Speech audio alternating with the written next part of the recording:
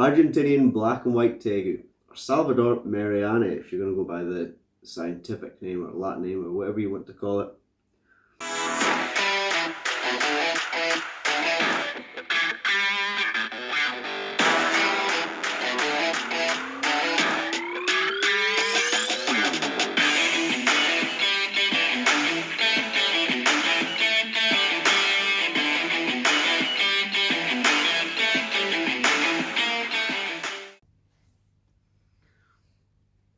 What's up all you cool snakes and neonates? How's it going? I hope you're all keeping well. This sleepy little monkey here is Alita. And this is going to be probably one of our most asked for videos. It's going to be how to, or a care video for tegus, Argentinian black and white tegus to be more specific. To be even more specific than that, guys, it's actually not going to be a care video. I know that's a little confusing, but that is because she's actually going back to sleep. That is actually because there is so much conflicting information about these guys around. So I'm going to discuss what I have found works best for me in some of the most frequently asked questions in sort of what I've seen around tegu Facebook groups and things like that. And that is with taming, brumation, housing, feeding, and health problems. We're going to cover all those bases of what I found works for me. Now I live in Scotland, so maybe my humidity and things like that might be different. So I'm not actually going to really cover all your basic, like, you know, husbandry and stuff like that. It's things you can find on Google. I'm just going to cover what I've found works and doesn't work. So we're going to sort of kick off with selecting your tegu, or you're maybe looking at getting a tegu.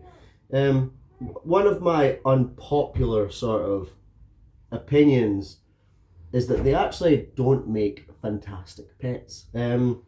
Simply for the lack of information out there, or all the contradicting information. There are a lot of health problems that can come with tegus that are swept under the rug. There are a lot of mistakes you can make. I think a lot of people are sort of looking for a next step lizard, and they see these pictures or videos of people sort of cuddling this medium to large lizard and thinking, oh, I want that, you know, I want a teddy bear of a lizard, not realizing not all of them are actually that sort of cuddly and friendly. Alita here is a perfect example. She doesn't really necessarily like being picked up and cuddled. She's not particularly into it. She'll tolerate it, and she'll tolerate pets and things like that, but she certainly won't seek out human affection, that's for sure. Will you, sweetheart? No. So a lot of the problems can start even before you've got the animal. You're selecting an animal, if you're looking for a tegu, a lot of shops and things like that will actually get you wild caught or captive farmed animals. The captive farmed is a pregnant wild female that's brought in, she gives birth, and then she's released back out into the wild.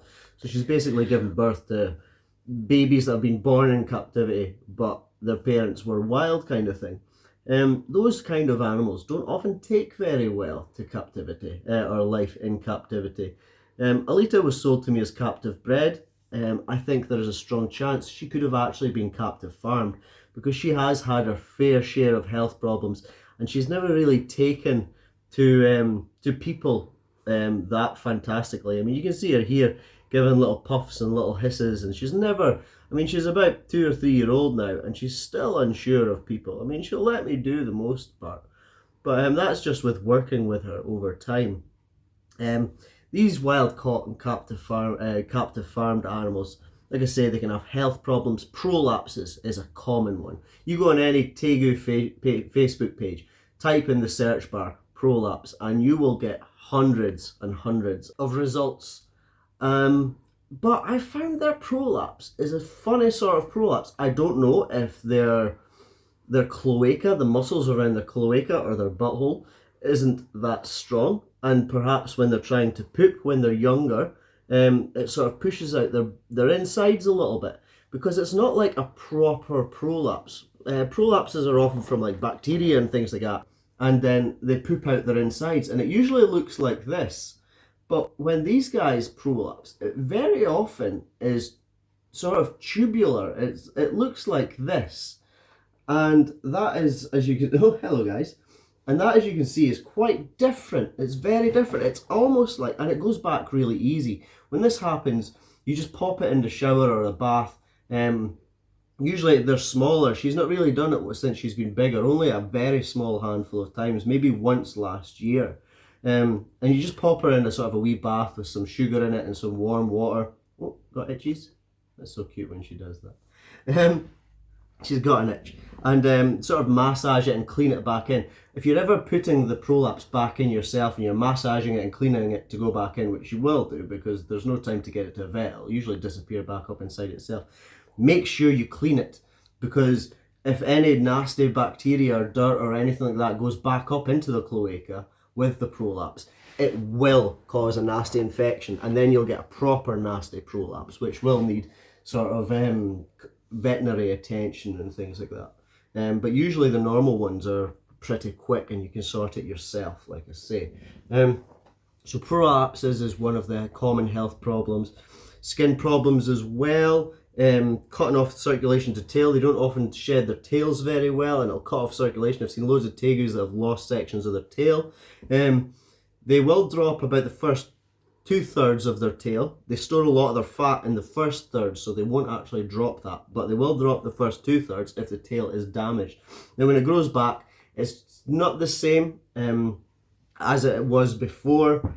It's all black. There's no bone. It actually grows back with like a cartilage in it, so there's actually no bone grows back either after they drop the tail. There's no coloration to it and all that kind of stuff, so it's not the same. So you kind of want them to keep their original tail as well. But yeah, skin problems and things like that, because this is largely climate-wise, but some people say that they need lots of humidity, some people say they don't need a lot of humidity. You want to dry them out to get the shed to dry up and crackle and come off, and things like that. I found here in our humidity in Scotland, she does fine with like one misting a week, and that's about it. So that's something to think about when you're looking at tegus. There are actually other lizards that don't come with as many health problems as this, that are similar sort of size.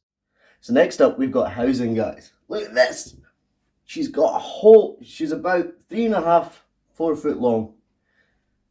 She's got a whole 3 foot glass viv to roam around in, guys. Oh, that's enough space, isn't it, Alita? Is that enough space for you? Yes, it is. They love it. They love small spaces. They love glass vivs. They love no heat and no hides. Perfect. Of course, I'm joking. This is what they really need. She's like, what on earth am I doing in here? Of course, this is more like it. This is 8 foot by 3 foot by 3 foot. I would say this is probably the minimum you want for a female. They're sexually dimorphic, so males are bigger. If I had a male, I would be giving them a lot bigger than this as well. So some people keep them in grow tents, some people keep them in vivs, some people keep them outside, which is fantastic if you have the right climate. As with all my animals, I tend to step up their enclosures. So when she was a baby, I had her in a 4x2, and then when she reached sort of juvenile, sub-adult, she went into a 6x3, and now that she's an adult size, she is in her 8x3x3. Now, they grow like that. When you're looking at getting a tegu, already before you even have the tegu, have at least your final viv planned. She hit adult size before she was even 2 years old. They grow extremely fast. They won't be in their baby viv very long. Some people keep them in grow tents. I personally wouldn't keep Alita in a grow tent. I'm not saying, oh, whoever keeps their animal in a grow tent, it's not right. Remember, this is just what I've found works. Alita, if I put her in a grow tent, she digs and she trashes the place. I've actually seen her like trash the wood. She's managed to dig up and separate some of the plywood in her old viv. We had to repair the floor on it because she was actually digging at it. So a grow tent for Alita would never last. It wouldn't. She would tear her way out of it in minutes. So for Alita, the viv is the best option, guys. As for decor in your vivarium, for Alita, I'm going to scoot around here. As you can see, she's got this slab that she's underneath right now. Now, I would say that's vital in tegu ownership, simply because of their claws. They will scratch the death out of you. They will draw blood. as soon as I put that slab in there, she naturally files her nails down as she walks over it on a daily basis, even when she doesn't seem like she's walking that much. I have never once had to clip her nails, and she hasn't drawn blood since she's had that slab in her for a year and a half or so now, I think. So a slab or a big stone, something for them to file their nails down on, is, I would say, a must in a tegu's enclosure. She's got a good sized water bowl. I was thinking she was going to soak in that, but she hasn't really soaked in it, so she never made use of it. But a good sized water bowl is always a nice option for them. Now you'll see her substrate isn't that deep in here. Now tegus like to dig. They love to burrow and dig, forage for food, that kind of stuff. So because her substrate isn't that deep in here, I built her a sand pit. It isn't sand, it's her substrate. We'll get onto the substrate in a minute. But it is her substrate just built up, and she loves it. She goes in there and burrows. She doesn't, since I put that in there, she doesn't burrow around the rest of her enclosure. She's just happy if she wants to go and have a dig. She will do it there, which is great, which is fantastic. So as mentioned, the sand, and I've mentioned skin problems. Now, Alita, I've got Alita from a shop that didn't really know much about them. They had them on bark, which is not great for them. I found when she was on the bark, she was actually having those sort of prolapses we talked about earlier and things like that. So then I was told by someone else, put her on cocoa bark, sand and topsoil mix. So I did that to the recommended sort of mixture, but I found she started getting skin problems and she wouldn't shed her skin properly, and then her skin started crackling or cracking and sort of opening up even in some places on the tail and stuff like that. I was scared she was going to damage and lose her tail. Then I spoke to another couple of people, and they were saying that they found that the sand dried out the skin and had that effect. Now bear in mind, topsoil has sand or a degree of sand in it anyway, so I took out the sand from the mix, just used cocoa and topsoil, and it seemed to solve the problem. So I wouldn't really add sand into their bedding mix, especially if you're going to use topsoil, because that has a small amount of sand in it anyway. So she literally just gets cocoa bedding and topsoil mix just to make it bond a bit better for her burrowing and stuff like that, and digging in and things like that. So that's what she has. She has some slates underneath her basking spot there to radiate the heat back up, because in the wild they would bask on like stones and things like that as well. It's tried to make it as natural as possible. I will be adding more in over time. I always change things about for the animals, keep them mentally enriched. But as it stands, this is my sort of bare minimum enclosure of what they need, of what is best for them. Now all your temperatures and things like that and humidities and stuff you'll get from a basic Google search. I'm not going to go into that. I find in our climate in Scotland, a misting a week does her just fine. She seems to be absolutely perfect on just a spray down once a week, and she's never had problems since I took the sand out on that. So that is absolutely fantastic. You're in different climates, drier air or whatever, you might have different sort of requirements, but that's what works for me here in Scotland. She's a lazy poop, she went back to bed. Next up is taming and handling. I have found with Alita, it's about finding that happy medium between patience and also sort of not giving them the chance or the choice as well. So when handling these guys, you don't want to restrain them, hold them back, make them feel like they're being pinned down. You don't want to force those cuddles and hold on to it and be like, you will love me. So she doesn't like being handled. We're going to see how long she's going to allow this cuddle. Usually it's not long. She starts throwing tantrums and death rolls and things like that. A lot of people get hung up on tegus because they see sort of videos or pictures of people cuddling up with their tegus, and some tegus are absolutely fantastic and great and cuddly animals, and they'll even seek out human affection, but a lot don't even like being messed with. I often say, they're the closest thing to a dog in the lizard world, but Alita here is more like a cat. She will allow you to cuddle her for maybe 5 minutes on her own terms, and that's about it. She's less less tolerant through brumation period, that's for sure, but then also more energetic through non-brumation period. So yeah, it's very rare you actually get a cuddle with Alita and you get to hold her. For as long as I've been holding her right now, she's going to make me out to be an absolute muppet. Once you've pulled them out and got them out, getting them out, there'll be a hiss and a thingy and a struggle and stuff like that. So I found that when you're pulling them out, you've got to sort of man up and be like, I'm boss, and sort of scoop them out and gently sort of take them to a bathtub or set them on the floor with you and just let them wander about with you. Persistence is the key. When you're taming down your tegu, you need to, like I say, not hold them back, work with them, get them used to your house, get them used to you, your family, the noises, take them outside and get them used to like car noises and things like that going by, sort of desensitize them to it as much as possible and get them used to it all as much as possible. Don't leave them in their vivs and think, oh, he's sort of hissing at me or he's tail whipping at me, I'll leave him alone for today, and then the same the next day, and then the same the next day. Next thing you know, you've got a feral tegu. If I allowed Alita to decide when she was handled, she would never have been handled. She would always have been like this sort of ball of big angry mess, you know. She was always that sort of defensive way, or trying to run away. So there's always that degree of, I'm boss, I'll decide, you're about to be handled kind of thing. And if you're taming down an animal and it starts to calm down, put it back immediately. You want to end that handling session on a good note. We're going to do another video very soon on taming down sort of defensive and sort of uneasy animals. But yeah, if she's calming down, put her straight back while you're doing that taming down period. Because you want her to go back in and think, oh, that wasn't so bad, you know, I was calm and I got put back in, rather than put her back in when she's going absolutely mental and crazy. There are also some techniques like sitting in the bathtub with them, letting them crawl over you and all that kind of stuff. That's a good one. Using food, sort of put food on tongs, get them feeding off the tongs to start off with, and then start sort of leading them with the food on the tongs out of their enclosure to sit on your lap while you feed them and get them sort of comfortable. If an animal's comfortable feeding on or around you, that's always a fantastic start. You're being super good today. It's what I've found, anyway, that worked with Alita.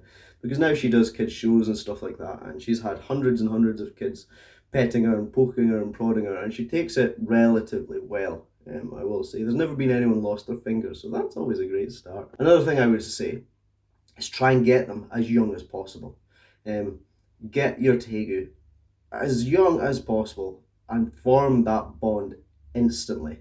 Don't leave them for a week to calm down. Literally leave them for maybe half an hour to get used to their surroundings, and then start that bonding process immediately. If you allow them to sit and simmer in their houses for a week, they're going to not turn feral, but close to it, if you know what I mean. They're going to sort of, there we go. Right, stops it. Would you like a cuddle? Here, of a shoulder. She sometimes likes to do this thing. Oh, now I did say I file her nails, the stone files her nails down. It doesn't stop them being painful. But there you go. You okay there, sweeties? Yeah, so form that bond as soon as you get them home, as soon as you sort of get them into their enclosure, let them calm down for a little bit, and then start forming that bond immediately. There's no need to leave them for a week to turn feral and that kind of thing, guys. So that's handling. While we're standing here and we're getting a little bit of a cuddle, we'll do a quick going over of feeding, because Alita's not really eating right now, so we're not going to get any feeding shots. But that's another topic. There's a lot of contradiction on his feeding. Some people say don't give them red meats, some people say don't give them whole prey items, that kind of thing. The way I see it is, in the wild, they'll eat whatever they come across, whatever they can fit in that big gob of theirs, they're going to eat.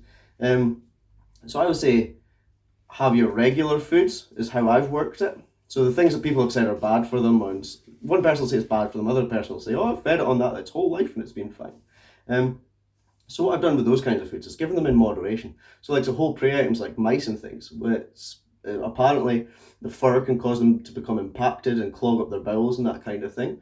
So what I do with that is give them it as a very rare treat, or what I'll do is I actually only give her rat pups, so the furless rat pups, and even then she just gets them as a rare treat. Same with the red meats, she'll get them as an odd treat here and there. Her main diet is made up, basically, I feed her mostly poultry and stuff like that, so chicken, turkey, a lot of veg and fruit and things like that when she's eating.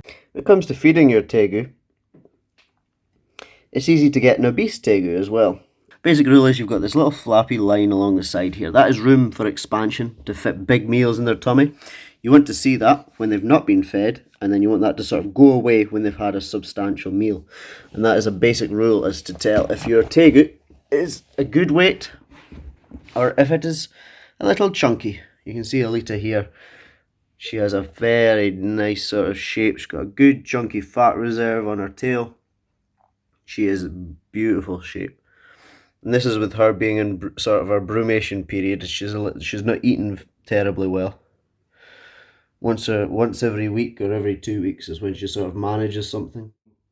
Another topic is brumation, while we're talking about eating, because she doesn't really eat much when she's going through this brumation stage. If you're not going to breed your tegu, there's no point in letting them or making them brumate. If they're going to do it, let them do it. Alita doesn't really do it. I've tried to sort of leave her heat lamp off and that kind of thing, and she still gets up and looks for somewhere to bask. You okay, sweeties? And that was her. Had enough. Bye, Alita. So, let her have a walk. Hopefully she's not going to pee on the carpet. I'll put her back in her enclosure. So with brumation, Alita doesn't really brumate. I call it a semi-brumation. So she'll stop eating, she'll slow right down, she'll sleep most of the time, but she also likes to come out and bask. So she will sort of semi-brumate, she'll slow down, but she won't go to sleep fully for whatever it is people put them in shells for or whatever. She won't actually go to sleep for the full time of brumation. She's still active and she still comes out and basks a lot of the day. She just isn't as active, and she certainly doesn't eat as much. Sometimes she won't even eat for weeks on end, and often she'll just have like one tiny little item off her dish, and then that's her. She goes away and basks and then goes back to bed. If they're not basking, if they're not heating themselves, don't feed them, because they won't digest that food and it'll actually rot inside their tummies, and you don't want that.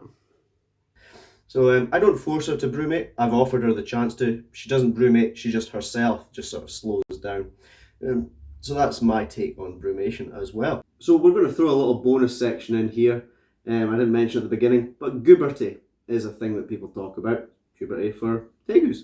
They hit about a year old and they can go through this really sort of nasty defensive stage where they don't let you anywhere near them. They can just be a right terror. They can be a bit of an handful for about a year or so. Persist through that year. Keep doing what you're doing and keep working with them and that sort of thing, and they will sort of calm down in the end. Sometimes not fully, like I say, some tegus don't actually like to be handled, but isn't this a nice little cuddle? On the rare chance I do get a cuddle with Alita like this, it certainly means a lot.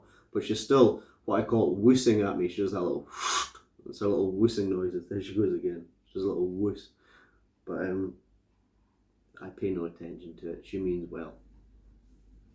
You're just a grumpy little missus, aren't you? Dad loves you though. Where you going, you chunk? Where you going, you little chunk? Dad loves you. He does. You're lovely. Woosses. You and that. You and that.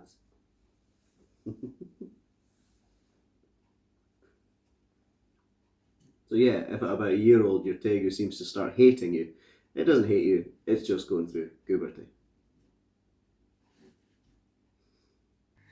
So guys, that was my take on the awesome animal that is the Argentinian black and white tegu. Like I said at the beginning, it's not a care sheet, it's not how this should be done, it's just how I have managed with the frequently asked questions that I see, and how I have sort of managed to keep Alita alive, healthy and well. Kind of.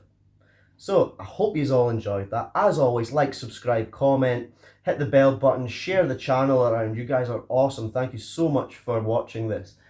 Take it easy. Peace.